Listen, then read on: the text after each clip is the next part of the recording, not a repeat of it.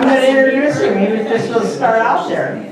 Gary's a 1959 graduate of Edwardsburg High School. He was born here. He lived on Lee Road, and then when he was about 20, they built a house on US 12, and then they built another house. And then he was in Tool and Die when he was young, but he was in that several years, and he got tired of it because he didn't like working inside. So he and Scott Quimby bought this building in 1971 where the police station is now, and they opened Q&S Trading Post where they sold all kinds of things from bait to snowmobiles. They had that for about 10 years or so. And then he became a road salesman and sold lots of things. And after that, he became a distributor, right? I worked for a distributor. He worked for a distributor.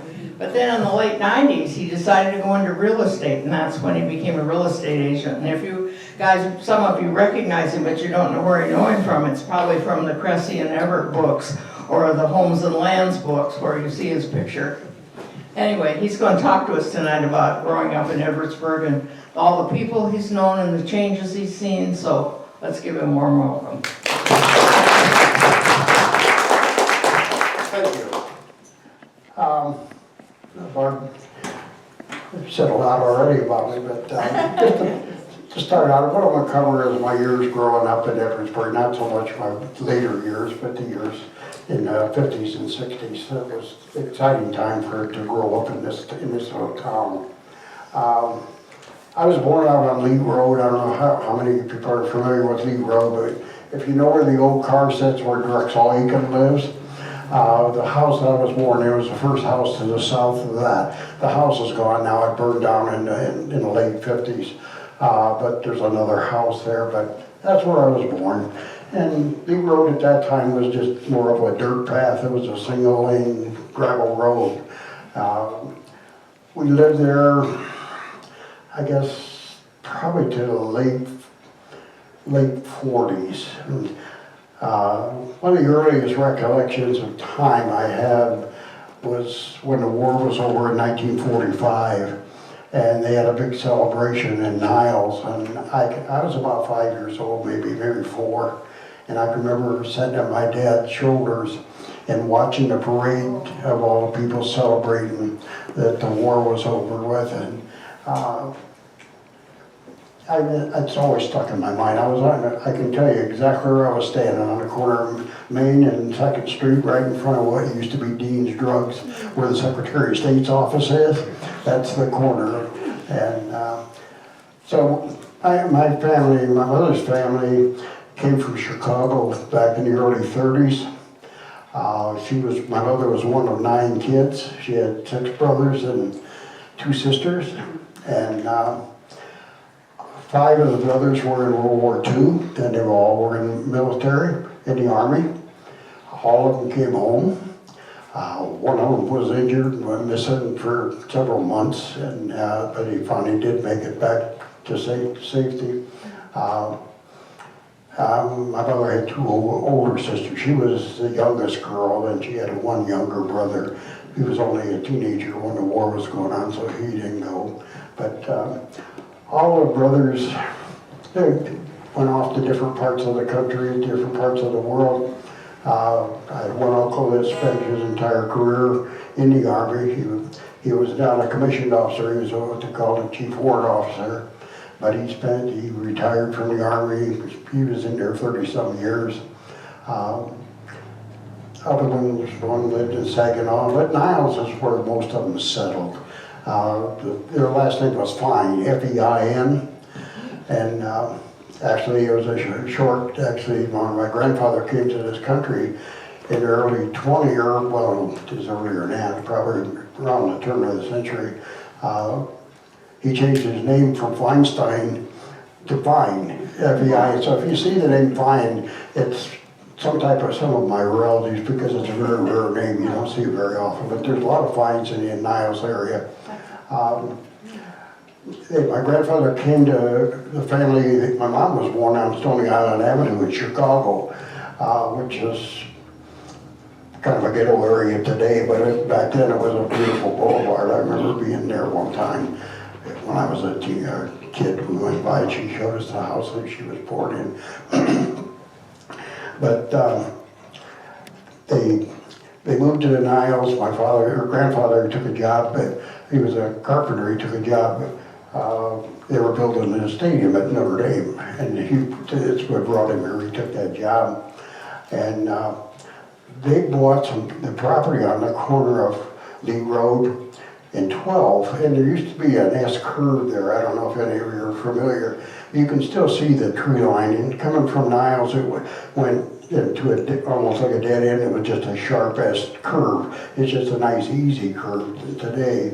But that house that's sitting there was my grandparents' home, and they moved it in the 40s. It was moved from where it's sitting back up on the hill up there.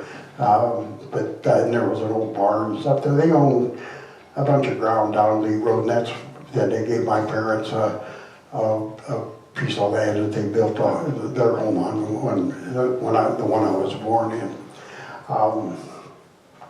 God, I might have to go to my notes here now. But I lived there till, I think it's about 1951. My folks built a new house out on 12, just outside of Conrad. It's a kind of a story and a half house. All the rest of them are single stories, kind of a story and a half house.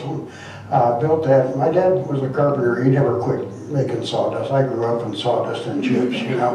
And he built that house, and I think we lived there maybe 4 or 5 years. And of course, he wanted to build another house, so they sold that to Harold and Thelma Maxwell, and they lived there for years, so you know, for a good many years. And they started building the house where Squires, Ron and Judy Squires live, out on just beyond Conrad, that brick house that sits up on the south side of the road. And my dad started building that. It took them about 4 or 5 years to build that house. And in the meantime, they rented a house. In fact, they rented a house from Sally's dad out by Eagle Lake for a couple of years. We lived there, and a couple different places. And while that house was being built, we moved into that new house about 1957. And I lived there till the time I moved out from my folks' house in 62, 63, I guess it was. But I keep saying, I'm sorry. Let me think, do a little thinking. The thing about Edwardsburg, at one time, I got a list, I don't know if anybody's interested, but I got a list of every house from Charles Moley's property out there just beyond Squires, from there all the way to the railroad tracks. And I knew every house and everybody that lived there. And it's kind of interesting. Like, I'll just go through a few of them. We started with Moley's. They lived in a farm on the south side of the road, just past Conrad, the first farm. Charles and Benita Moley. Janet, they had a son, Dean, and a daughter, Janet. Janet was my age. I still stay in touch with her on Facebook. She lives in Kokomo. And then was the house that we lived in. And then on the corner was the Click, Rollo Click. Well, Rollo Click was married to Hicks, which Hicks is an old family in this town. And it was O.V. Hicks. I don't know what the O.V. stood for, but that's who owned that property. And he married a daughter, and then he farmed that property for a good many years. And then the house on the east side was William Clemens. And when they did the guy did the thing on the village, the little church thing, well, there was a wedding.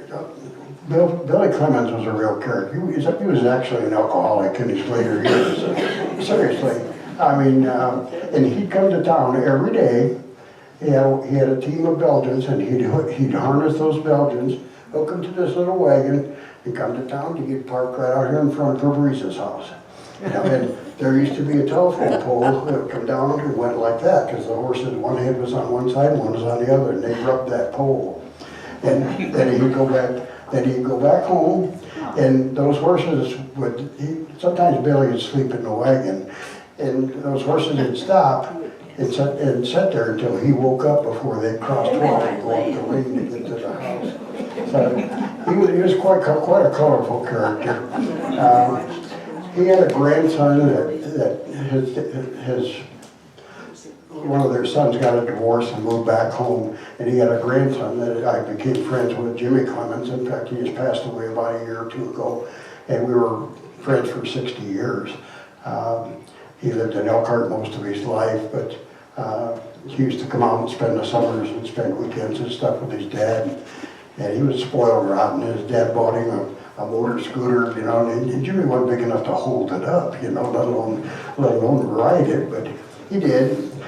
And we used to shoot the grandma's geese and shoot chickens and stuff with BB guns and all those things. It was just a lot of real fun things growing up, you know, at that young age. And one of the big events in Edwardsburg for a young man or kids was we spent a lot of time at Pleasant Lake. They had a swimming platform out there, a high dive and stuff. And every kid in town went there every day all summer long. You know, we'd wear a set of tires out on a bicycle because that was our mode of transportation. But talking about Pleasant Lake, you know, back in those days, Indiana was on Sunday was a dry town or dry state. You couldn't buy a drink in Indiana on Sunday. Well, the people from Mishawaka, South Bend, a lot of them came up here. Well, there was a dance hall at every lake. You had Pleasant Lake. They had a dance hall. They had a Covert Lake. They had Culver's was for the younger people. Spanish Terrace, and they were on Sundays. You know, they had polka bands and all that stuff, and the place was packed. Well, when I was about 13, I guess, a gal, her name was, they called her Mike, but her last name was Haven. Her and her brother owned the Uptown. And, you know, you could write a book on the Uptown. You know, I mean, I won't go into that, but you could write a book on the Uptown because that was where all the characters were in Edwardsburg.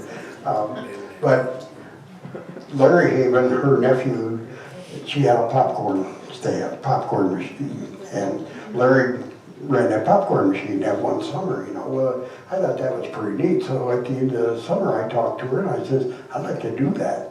So she hired me for the next year. I got a picture of it, I'll pass around. It looks like a Norman Rockwell.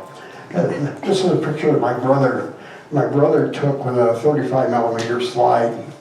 And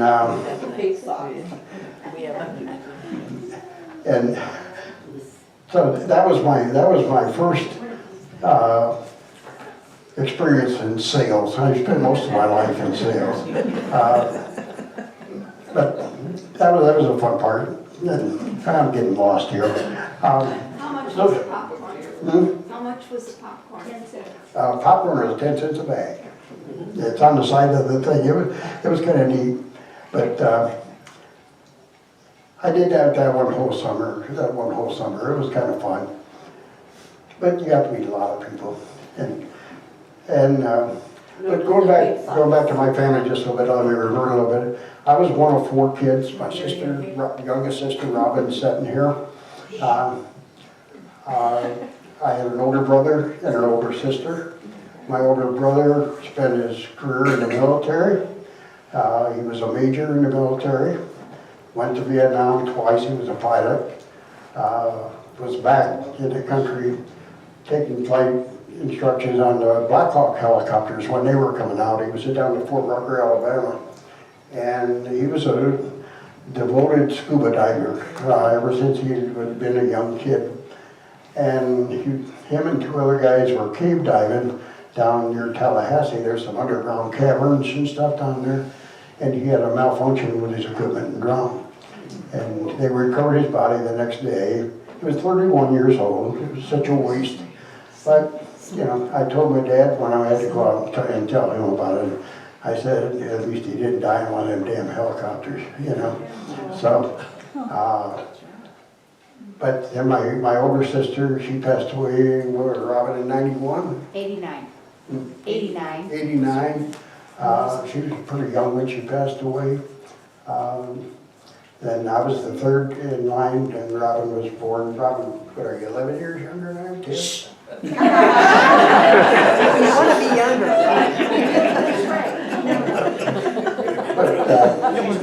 But, you know, my wife and I have been married like, what, 61 years? We have one son, he's in his late 50s now, he lives in Lansing. We have a couple of grandkids. Granddaughter's gonna make us a great-grandparents here in another month or so. And my grandson, he's a geologist for the state of Kentucky. He works with air quality and stuff. They live all over the country. One lives in southern Indiana, one lives in Kentucky, and my son lives in Lansing, so we don't see them much anymore. They, you know, it used to be they were there a lot, but they aren't anymore. We see them about once a year now. But going back to Edwardsburg, I get back, we were talking about Clemens, and the next house was where Bob Runkle lives now, and that was John Haddon's house. And John was an old farmer, he lived there for years, and then he moved into town when he retired, and the farm passed hands a couple of times. The Bressendines owned it at one time, then Louis Runkle ended up with it, and Bob, his son's got it now. They've been there for years. And then the next house towards town was some people by the name of Nichols, where Jerry Duck used to live. They lived there. They had kids in my age group. Next one was Jerry McNabb. There's another colorful character. Jerry was a nice guy. He was a purchasing agent at Bendix and used to have big parties for all of his customers and stuff, you know. If BS was music, he'd been a brass band.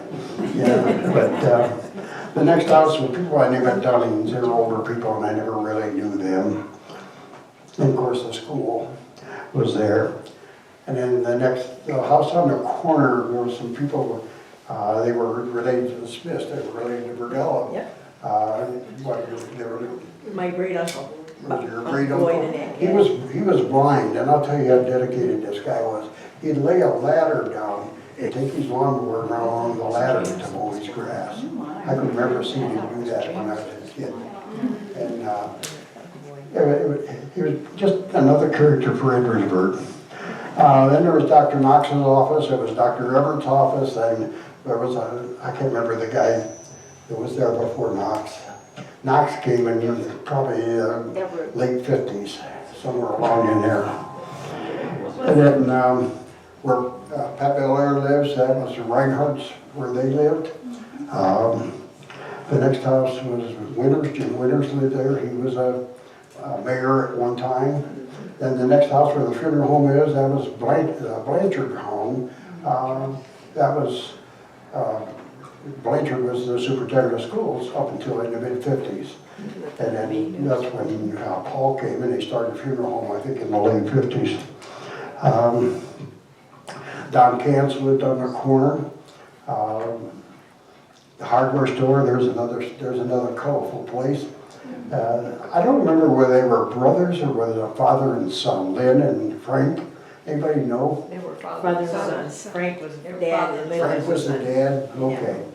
Well, Frank was a nasty old guy. You spoke to him, John Ruskin cigars, and stand here and you walk in that place and just reek with cigar smoke, you know. But you could go in there and buy a washer if you wanted one. And you walk on the floors and they creak like crazy. But the thing I remember too is his wife, her name was Vera, I think. She'd have toys in the wintertime. People would order toys and stuff. She had quite a collection or thing going there. Or just in the fall she'd have them, you know. And people go there and order their Christmas toys and stuff from her. Then Merle Claire's barbershop was next to it. There was a vacant lot in Merle Claire's. And that was the clearinghouse for all the gossip in town. Merle had one bad eye, and he cut your hair with that eye and looked out the window. He'd have 2 or 3 different ball games going on, baseball games. You'd have 2 or 3 of them going on. You get done cutting your hair, he'd say, get yourself a candy bar over there. You know, he had a cabinet with candy bars, and he'd always give you a candy bar. And, let's see, then George Stack he had a garage next to them. And George was a colorful character as well. In fact, his son lives right next door to me. We've lived there almost 50 years, and he's lived there before we did. And the fire department, it's a vacant lot, but I think it still belongs to the village there. It used to be a little 2-stall. They had a police station behind it. And there was a cleaners on the alley. I don't remember the name of it, but Peter Pan. Peter Pan. Yeah. Then when I was a kid, the post office was the next building. And it was just small, you know, that was before they built the one over next to the Bray's office.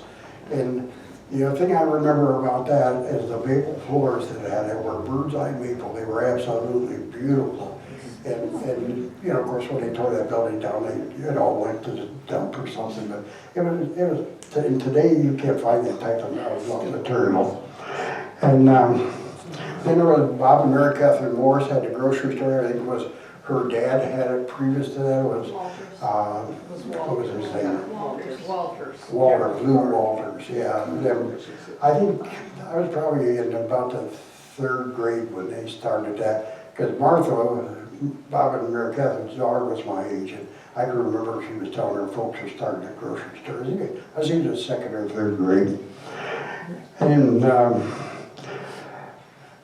then Mike Liddy had a Texaco station on the corner. Would you believe there was 8 gas stations in Edwardsburg at one time? There was 8 places you could buy gasoline. And Mike was on one corner, Herb Freeman, Bigelow's were on the other corner further. Then they built a new station. Herb Freeman ran that for years. Then Jim Hansen ran it after that.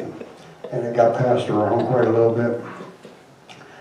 On the other side of 12 coming, just a few people I remember, there was some people by the name of Valiant were in the first house, and Montgomery's. Now there was Berdella's grandparents, Wilder and You know, where we at? We're coming back from Montgomery. yeah, I'm on the other side of 12, now coming up. Smith, Grandpa and Grandma Smith. No, there was Montgomery, Wilder, Oh, you're Montgomery. talking about, That was- you're that far out on 12. Yeah. Okay, we called them Poppy and Grandma Montgomery. The sons built up that house, and Yeah. they lived there in their later Yeah. years. And we lived next door before my folks sold that house. A guy by the name of Steve Toth, another very colorful character. A devout politician. He was a Democrat through and through, and you never had to think of what his position was because he told you. He was an old Hungarian guy. He was a tremendous cook. Just his wife had passed away when his son was small, and but he was a great guy. He was very colorful. Then there's some people, a couple by the name of Nikas lived in the one house. It's gone now. There's a new house there at its place. And then the Gearhards. And then the Wilkinson farm was farmed by Hank Dreyer. He was related to, there's a couple of different Dreyer families there. And I worked for him one summer just around the farm. Then back, the farm is such way back, people by the name of Eagles ran that, and that was Charles Money's mother and stepfather, I think, ran that farm. And let's see, and there was a family by the name of Funkhauser who lived there, in the next house, and Glenn Babcock lived on the corner. John Dalrymple's parents and John lived on the next corner.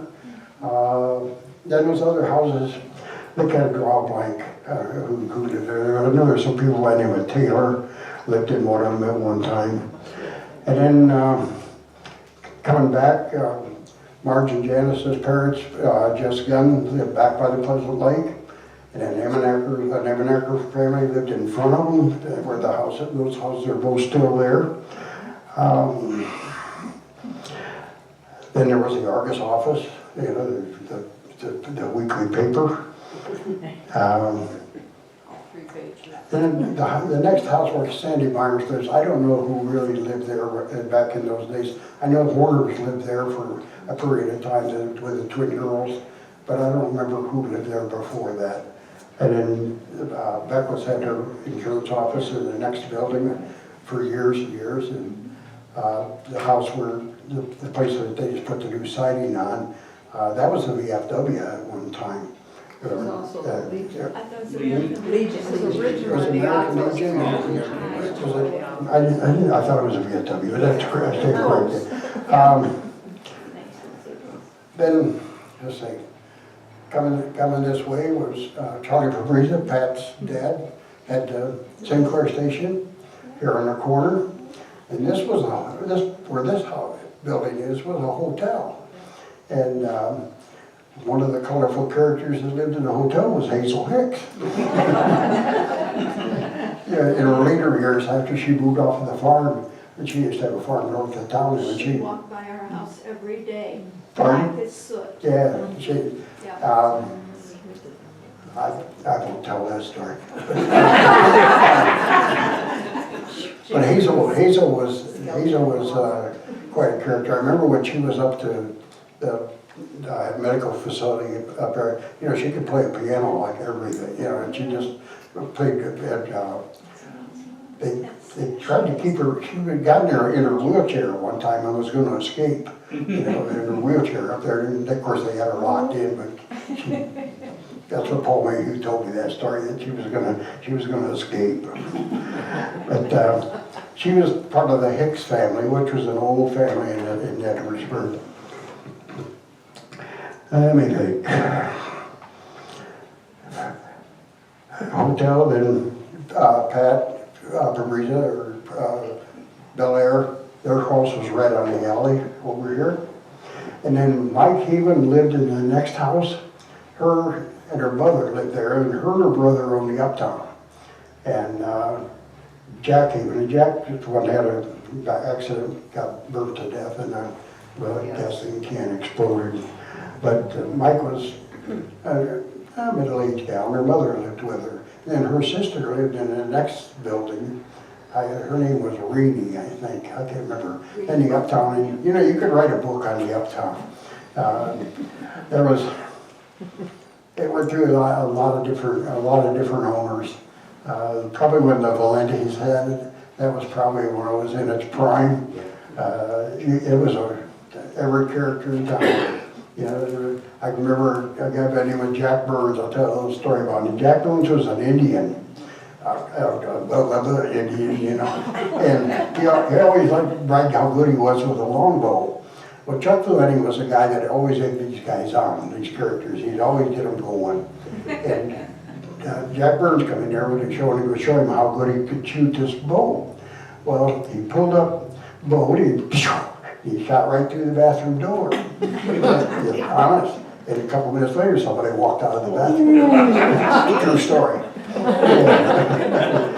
But that's some of the stuff. That's some of the stuff that went on in the uptown. There's all kinds of things that went on there. Tell us more. She wants more stories, Gary. And then the next on the corner was the drugstore. Originally, when I was a kid, it was called Delucity's Drugs. And then Havens had it. And it wasn't really a drugstore, it was more of a soda fountain. They didn't sell, there was no pharmacy or nothing there.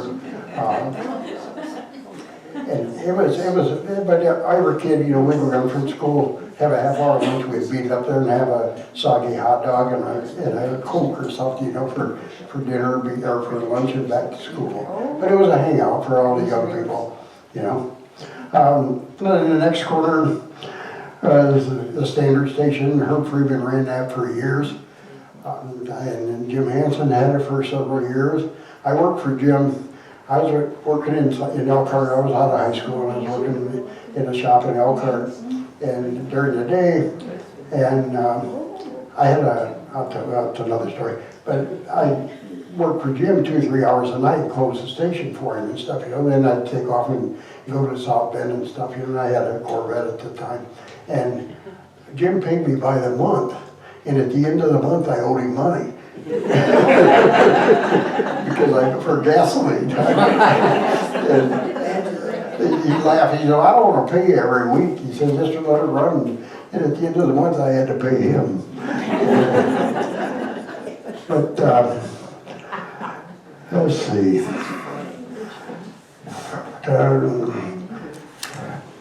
Then beyond that was Ray Bray's parents. I don't remember what the first name were. I lived up on the hill, the house is still there. And Scott Quimby's grandmother owned that house, that little brick house on the corner that they put the big addition on one time. Grandma Barron. Is that who it was? And then on the next corner was Lou Walter's house. And then Merle Clare's was next to that. And I guess I see a picture there. I noticed Merle had his barber shop in that at one time. And I don't know, that must have been in the 40s or something, because it was before my time. I always remember him here. And let's see, I don't remember who lived in the next couple of houses there. Charlie Anderson lived right next to the railroad tracks. That house is still there. There was a DX station where the marathon is, a little DX station. And then down on 62, there was a city service station. And there was a standard station where that little boutique is now. Then the standard station, Texaco station uptown. And the hardware store used to have gas pumps, but I never remember. I think they sold kerosene and stuff, but I don't ever remember them selling gasoline. But that kind of gives you a rundown of what the town looked like in the 50s. Hope that was entertaining and informative. Let me see what else I got here. You didn't mention Oh, Marge Taylor's. I stopped at, pardon? You didn't mention Marge Taylor's hamburgers. Hmm? You didn't mention Marge Thompson's Taylor. Her hamburgers. She was right next door, the cafe. Oh, Marge Taylor had that cafe there. I forgot about that. Yeah. That was a hangout. Little greasy spoon. Yeah. Yeah, I forgot about that, actually. But on the other side, It was let's good see. though. It was good. And on the other side was Clear's drugstore. That used to be a grocery store at one time. What was that old gal's name? Thornton. It was Dwayne Thornton's mother. Stevenson's over it. Was there. And who was the lady who lived at the bottom of the hill? Her name was Betty something. It was Al Carroll's sister. Helmet. Yeah. She lived at the bottom of the hill there. And the next house was Charlie Way. He was an old guy. Charlie Way told me a story one time about the railroad track and stuff in Edwardsburg. And when Scott and I we owned a drain post there, the pond out behind, that wasn't a natural pond, nor the one that the big controversy with Tony Ashball was on the other side. Those were not natural ponds. Charlie Way said they dug those ponds for fill for the grade going north towards Cass with horses and teams. But I know that pond behind where our store was flatter than a pancake on the bottom. It was, it was about that deep, and but it always had water in it. But that's how those ponds came. But Charlie Way was an old guy. He was a grave digger. He used to dig graves at the cemetery. Let's see, who am I forgetting? About Barry Wade. Well, the Cants boys, you lived just the bottom of the hill there for years. And another real colorful character is Peach Feathers. Everybody remembers Peachy. Peach had a little Volkswagen. He drove around town first gear all the time.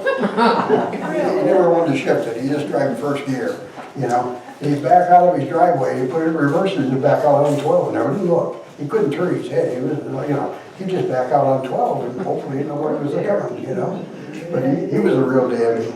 And he was very colorful guy. Then Manco's, I think, lived next to him. Then Manco, they lived in that house next to him. And then Barry Wade, another real colorful character.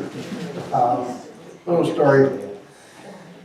Scott and I and Hugh Anderson went with Barry Weed one night in the wintertime. It just had a fresh snow. And we were gonna go rabbit hunting, but at night. And you could see the rabbits, you know, the snow was quiet. So we were out off of Hess Road somewhere out there. And Barry had an old 54 Chevy, had a bunch of room behind the grill. We just get a rabbit and pick the hood up and throw it in there and go on. Well, he had his police radio that came across there. And there was some shooting going on north of town. And Barry picks up the microphone. He says, I'm out in that area. He says, I'll look into it.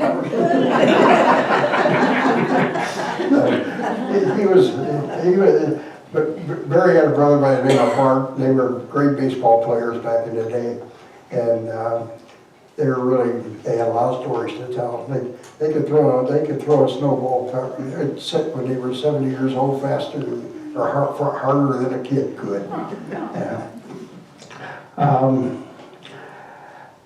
And the next house there, I know Floyd Montgomery lived there for a period of time. I don't remember who actually owned that house, whether they did or not. And then Nellie Checkley lived there by the railroad tracks. And across the tracks where the Berkshire Hathaway real estate office is, that was called the Bungalow. And it was a restaurant, and Harry and Kay Fetters ran that. And she baked pies every day. And they were delicious. They had a good restaurant there. I actually, when I quit my career of popcorn, I went to dishwashing for once a year. Did you work for eating pie? Then after that, Maury Grossnickel opened a new store over in the Hams building on 62, and I worked there for 3 years during high school. I worked there 4 days a week or every other Sunday, but it was a great job to have for high school kids. And then I missed one. The next house across where Cressy Everett's office is right now, that was Thurman James. They lived there, the James family lived there. Yeah, and of course that's long gone. But that kind of gives you a rundown of who lived where, and that's from my memory. I'm not sure it was completely accurate. What else am I forgetting?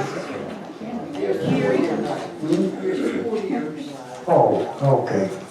I started school in 1947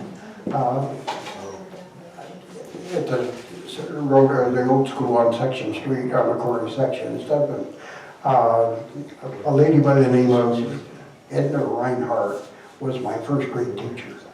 And one of the things I can remember about her is, I don't really remember this happening. I was told that it happened to me, that she tied me in my seat. Because I'd get up and walk around just at leisure, you know, so she tied me in my seat.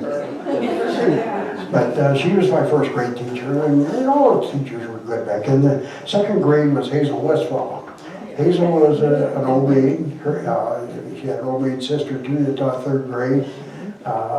Hazel was very much a disciplinarian.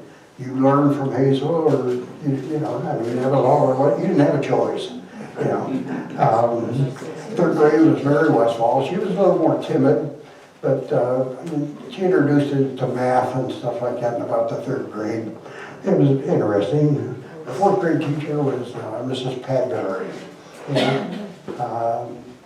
She had a couple of kids too, about your age, Sandy. Yeah. And next, my fifth grade teacher was Mrs. Eggert. They lived out on the Redfield Road. And there was another teacher, her name was Brown, Beatrice Brown. But I don't remember whether she was there very long or not, but I remember she was in the fourth and fifth grade was kind of half fourth graders and half fifth graders, because they didn't have enough to have 2 classes, so they combined them. And I was in that class that was combined in, I think, the fifth grade.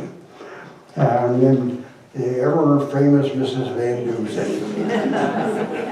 my all-time favorite teacher.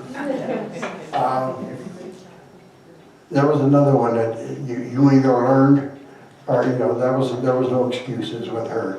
I would jump off to another little story. When I graduated from high school, the classes prior to me, they must have been pretty rowdy because they quit having senior trips to New York City. And the class in 1958 was the last one that did that, so they wanted to do something different, so we went on a cruise from Detroit to Niagara Falls across Lake Erie. They took us in a bus up there, you know, and we did it like 3 days, 4 days, something like that. It was a lot of fun. It was the SS South America. I can remember the name of the boat. It was a Great Lakes cruise ship. And of course, at night we broke out a card game, you know, and we were playing poker. There were a bunch of guys sitting there playing poker. And Mrs. McDouzy walked by, she asked, "Can I sit in?" And everybody kind of looked at me, you know. I mean, she was Miss Prim and proper, you know. So she sat down, and buddy, she cleaned house. It was funny. You know, I mean, she surprised everybody, but she picked everybody's pocket before the night was over. That ended the card game? That ended the card game? Well, yeah, pretty much. Then there was Mr. Shanahan. Mr. Shanahan was a favorite of mine too. He, very, very nice man. Lived out on 62. Raised pickles. He used to hire kids to come and pick his pickles. And, he was a nice fellow. He told me something one time that it always stuck with me. He says, you know, if you're doing a problem like a math problem or something, if it sounds reasonable, he said, chances are it's, you know, you got the right answer. You know, and that always kind of stuck with me, you know, but he was a nice fellow. High school, I think Leo came, I was probably a freshman or a sophomore when Leo came. And got the name of Bob Francis was a coach, and he was from Pennsylvania. He was a World War II vet, flew in bombers. He got all kinds of pictures and stuff of these airplanes, and he was stationed in England. They fly to Germany and drop these bombs and stuff, you know. He got the name of Don Fox, taught shop teacher. Preston, he was a math teacher. We called him Prairie Pete, I don't know why. Got into John Hart, he was a math teacher as well. And Mr. Gunnick, he ended up being the principal, I think. And Bob Benning was there. Bob was always a favorite of mine too. He was slow and easy and taught U.S. history. Yeah. I already told the story about the senior trip. I had a lot of friends in high school. John Beckwith and I got acquainted when we were like 5 years old. Our parents knew each other. We've been lifetime friends. John's back in town again now. We grew up, we were real close friends all the time. Jim Reeves, he moved back up towards Detroit. Dick Borger, Dick passed away a couple of years ago. Fritz Krause, there was a bunch of Krause boys that lived out here on 62. They went to St. Joe Catholic School, and then when it come time for high school, they came back here. Fritz was a real character. He's a schemer. He always had a deal. Dan Quickie was another good friend of mine. John Klein, Kent Carpenter, was his brother. Don Mortimer, Chuck Burns, another friend of mine, John Pantilla. John got killed in a plane crash during the Vietnam period in the Atlantic. He was a bomber pilot. I don't know if they ever recovered. I was friends with his sister. I don't know whether they ever recovered anything or knew what happened. But he was in his early 20s when that happened. Let me see.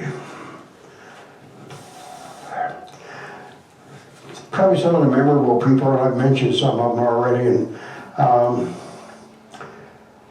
Harry Lane was another one. Harry was the haggler, we called him. He had a used car lot, you know. I mentioned Pete Fetters, Harry Fetters too. More Grocery Shanahan, Jack Ham. Jack Ham was another D guy in Edwardsburg. Jack was always below the radar. You know, he did a lot of stuff for people that people never knew about. You know, if somebody needed something, he'd show up. You know, and they were in a salvage business in South Bend, and but he was an interesting guy. A little story about him. When we built our house, and it was the year we put a pool in, I wanted to put street brick all the way around the pool. We had a perimeter of cement, and I was asking Jim or Jack if he knew where he could buy any. He said, yeah. He said, my brother Bob has turned down a building in Mishawaka. He said, it's got the whole floor is that street brick. And he says, he's over there. This is on a Saturday morning. So I went over there, and just the type of character he was. And he said, well, he said, for $250, you can have all you want. Oh. And I said, all right. So I didn't have that much with me, so I said, I got to go home and get some more money. So I got back and paid him. And after I paid him, he said, oh, I forgot to tell you, we're tearing this building down Monday. He says, so you got to get him out of here this weekend. And my son was in high school at the time. He rounded up one of his buddies, and we borrowed a dump truck and spent all day Sunday hauling those bricks. And, a couple of the people that stood out in my mind. One was Marge's husband, Jim Hansen. I don't know how many people knew Jim, but Jim was an extraordinary man. What I always admired about him is whatever he did 100%. Whether he was shooting trap, riding snowmobiles, fishing, no matter what it was, he had to be the best doing it. And I always admired that in him. Another guy that always stood out with me was Ray Minix. He passed away here not long ago. I don't know if his record is broken now, but at one time he was the only student in Edwardsburg that ever had 14 varsity letters.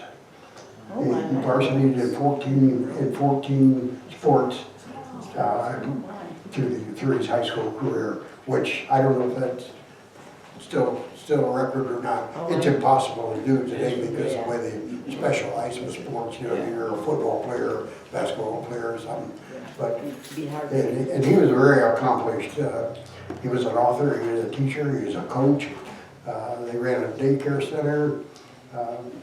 He wrote books and all kinds of stuff. But he was a very interesting person. I always admired him. I don't know. Let me see if I got anything else. I'm about done. How many kids were in your class? How many students were in There was 52 kids in my class. How many are left? I'm not sure. Pat, you got any idea? No, I really don't. I know Even there's though I do have a out of book that 52 I always kids. get the obituaries from Jared. Pardon? So I don't know how many we've certainly lost a good many I of can't them, hear but, you. yeah. She's not sure. She doesn't She know. didn't She's not sure. Jared gives But I know of 5 that still live here in town out of the 52, so that 10% of the kids still live here. Oh, Pat's one of them, myself, John Beckwith, John Beckwith, yeah. Sandy Myers, Yeah. who else? One other one. I can't remember who it is. But that's a pretty good percentage of still being, you know, hometown kids. Let me see if I got anything else. Oh, when Scott Quimby and I we were good friends, and we were fishing one night down Pleasant Lake, and we both bought snowmobiles the year before, and we were nuts over snowmobiles. And so we decided we were going to go in business and sell snowmobiles. So I got a hold of a company in Grand Rapids that was a distributor for them, and we put it together. And we bought or rented a little building down here where the groomers at, across from Cressy Everett's office. We rented that little building. And I was still working at CTS, and Scott was a sheet metal worker. He was still working, so I was working nights, he was working days, so that's how we did it. And we did that for about a year, and the guy that owned Ward's Trading Post, then he was a nephew of Ward Coral, who the old man was that had it for years, and they'd moved back to Bremen or somewhere. And he had some guys running it. He didn't like the way they were running it, basically. And he stopped one night. He stopped one night. And he said, "I got a proposition for you guys." And he said, "What's that?" He said, "I want to sell you this whole thing." So, I said, "You gotta be kidding." I said, "We can't afford to buy that." And he said, "Oh yeah," he said, "I'll make it so you can afford it." You know? So that started it, and we finally ended up buying that, where the police station is now, that building. And we had the building where the village hall is, we had that built in 1976. You want to talk about inflation? We had that building built, it's 40 by 60. We had that building built for $26,000. You know, I mean, but that was 1976. And then we ran up, you know, and business was pretty good. And Scott had some issues, some personal issues, and decided to move on. And so Ron Squires bought Scott's portion of it out, and we ran it on, what, how many years? About 3 or 4 years? And that's when, during the Carter years, when the interest rates were 16%. And, you didn't have the sources for financing and stuff that you have today. You know, credit cards were almost non-existent. And we dealt with Michigan National Bank, and they made some changes in the way they were doing things. And they basically wouldn't loan us money to buy inventory anymore. So it forced our hand. So we liquidated the business. And hated to do it, but we had to do it. It was a matter of survival.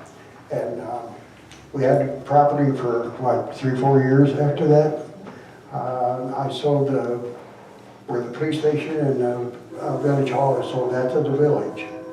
And I had both sides, the house and everything, and some property where the Lookers is. One day, Dan Striz, he had rented that building from the village before the police department was in there. He called me up one day and he says, "I want to talk to you about buying that building, that property." So I said, "All right." So we met down to Full Square. And I took paperwork down. I says, "Well, I got this, I got this, I got this." I says, this. If you want to buy it all, it's this much. You know. He looked at his wife, and she said, "Give him a check for $1,000, we'll close in 30 days. Oh, my land. That was the way we sold it. And Dan, of course, built where Lunkers is. He built that, and then he bought property from Tony Ashball, because we had where Joe's body shop was. We had that in the building behind and all that, and then we sold. Bob and I sold Danny and what he did. You know, he went out and built that monster. Yeah, but. And I went to work for a distribution company in South Bend. I was sold Stafford lawn and garden equipment to dealers for 16 years. Traveled all over the state of Indiana and southern Michigan. After, you know, I got tired of being on the road, driving 70,000, 80,000 miles a year. So I went and got my real estate license and did that for 23 years. That's my story.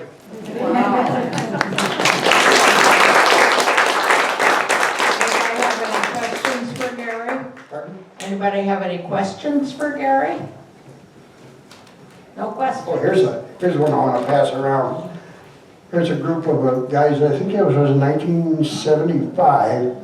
Ron Squires and I are the only ones who are left out of this group. We went on a goose hunt up to Leidy Lake, and you pass that around. Is Ron Squires here tonight? Yes, he is. Yes, right there. I'm your old babysitter, Jeff Duck. Thank you very much, Gary. This was very, very entertaining. Thank you. We're going to have a little reception here. Pat's brought the cookies, and It's done. somebody's got Don has a question. A comment and a question. Okay. The comment, when you mentioned Merle Claire's barber shop. Did you go there when it cost you $0.25 and you got a free candy bar out of the? That was 50 cents. You were still in candy bars, Uncle Donnie. You weren't paying for When you it. were selling popcorn up here, was Kelly's popcorn balls out there on the curb? That was Kelly's. They used to sell popcorn balls out here on the curb. But I just sold popcorn in a bag. It just built inside bag. I know they sold a lot of popcorn balls up there. Yeah, that was Kelly's, I think it was. There's down on the curb. Yeah. We're gonna have a little reception now. Let's give Gary a nice hand.